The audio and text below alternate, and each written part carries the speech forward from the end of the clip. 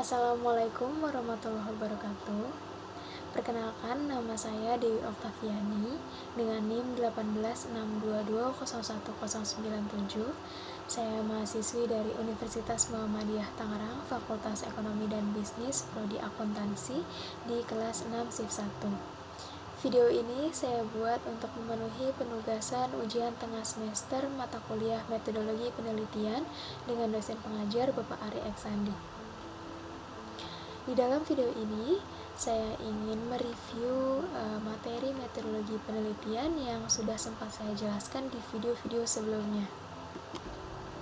Nah, jadi metodologi penelitian adalah metode ilmiah yang digunakan untuk memahami suatu fenomena yang berhubungan dengan suatu masalah dengan menggunakan data sampel dan populasi, baik analisa kuantitatif maupun kualitatif untuk suatu tujuan tertentu. Di dalam sistematika usulan penelitian skripsi, baik kuantitatif maupun kualitatif memiliki beberapa poin-poin pembahasan yang sama. Nah, yang pertama yang akan dibahas yaitu mengenai latar belakang masalah. Jadi di dalam bab 1, di dalam metodologi penelitian, bab 1 ada latar belakang masalah. Nah, di dalam latar belakang masalah ini menuliskan suatu data yang menunjukkan terjadinya penyimpangan dan menuliskan mengapa hal ini perlu untuk diteliti. Kemudian setelah latar belakang masalah, kita mengidentifikasikan masalah tersebut. Nah, kita tuliskan berbagai masalah yang ada pada objek yang akan kita teliti tersebut. Selanjutnya, ada rumusan masalah dan juga batasan masalah. Nah, karena adanya berbagai keterbatasan dan juga supaya penelitian dapat dilakukan secara lebih mendalam, maka tidak semua masalah yang telah diidentifikasikan perlu kita teliti. Nah, setelah masalah yang akan diteliti ditemukan dan supaya masalah dapat terjawab secara akurat, maka masalah yang akan diteliti itu perlu dirumuskan secara spesifik lagi. Kemudian setelah rumusan masalah tersebut kita rumuskan secara spesifik, kita buat tujuan penelitian yang akan kita teliti ini. Apa tujuan kita untuk meneliti ini? Kemudian sebutkan juga manfaat penelitiannya apa. Nah, untuk manfaat penelitian itu sendiri ada dua hal, bisa dari segi manfaat teoretiknya atau manfaat untuk mengembangkan ilmunya, atau justru manfaat praktisnya, yaitu untuk membantu memecahkan dan mengantisipasi masalah yang ada pada objek yang diteliti. Selanjutnya, setelah latar belakang masalah, ada tinjauan pustaka yang berisi uraian teori atau rujukan yang memberikan argumentasi teoretik terhadap konsep-konsep yang menjadi fokus dari penelitian itu. Nah, untuk melakukan tinjauan pustaka, ada beberapa syarat mengenai pustaka yang akan kita pelajari. Yang pertama, harus relevan dengan tema, topik, dan juga judul. Kemudian informasinya harus mutakhir dan yang pasti berbobot ilmiah. Nah, setelah tinjauan pustaka, ada metode penelitian.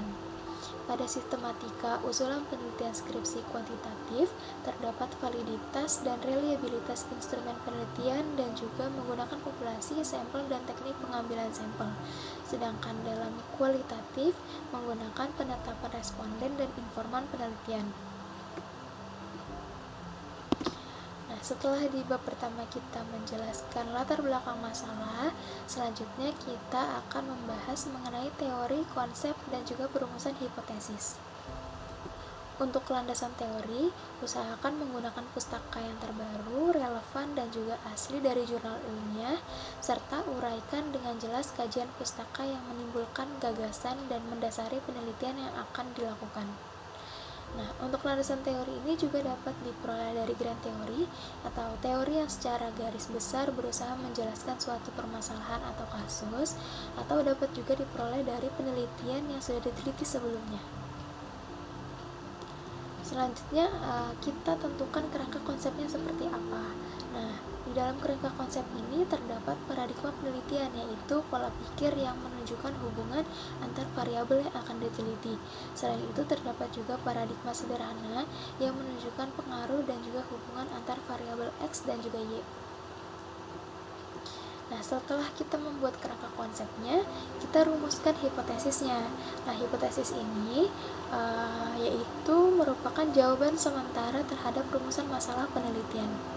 Nah, di dalam perumusan hipotesis ini terdapat dua jenis, ada yang tanpa arah dan juga yang berarah. Sedangkan untuk bentuk perumusan hipotesisnya ada hipotesis deskriptif, komparatif, asosiatif, dan kausal atau sebab akibat. Nah, di dalam metode penelitian ini juga harus menetapkan desain penelitian atau cara yang digunakan untuk menjawab permasalahan penelitian ini seperti apa gitu yang akan digunakan. Seperti populasi dan sampelnya itu menggunakan metode seperti apa? Apakah teknik sampling yang menggunakan probability sampling atau justru menggunakan non-probability sampling? Kemudian jenis datanya juga jenis data apa yang akan diteliti. Kemudian variabelnya itu diukur menggunakan skala apa, ataukah menggunakan skala nominal, ordinal, interval, atau rasio.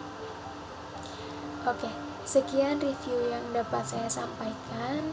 Kurang lebihnya mohon maaf. Wassalamualaikum warahmatullahi wabarakatuh.